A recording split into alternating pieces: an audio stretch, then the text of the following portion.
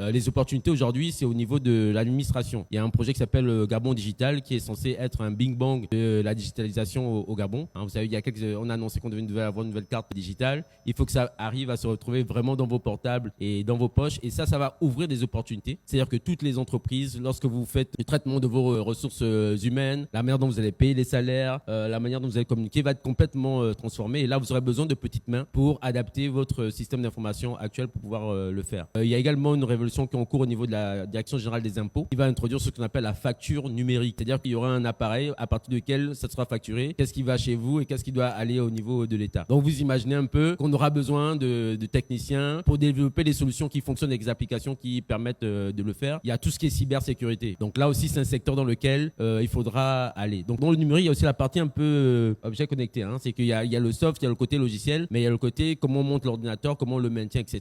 Il y a une taxe dans la loi de finances 2026 qui taxe aujourd'hui les logiciels et quelques équipements informatiques. Les faire venir de l'extérieur va coûter beaucoup plus cher. Donc c'est-à-dire que si on sait les monter ici, si on sait les réparer ici, si on sait les développer ici, vous aurez un avantage compétitif. Il y a également le secteur de l'éducation dans le e-learning et je terminerai sur l'intelligence artificielle.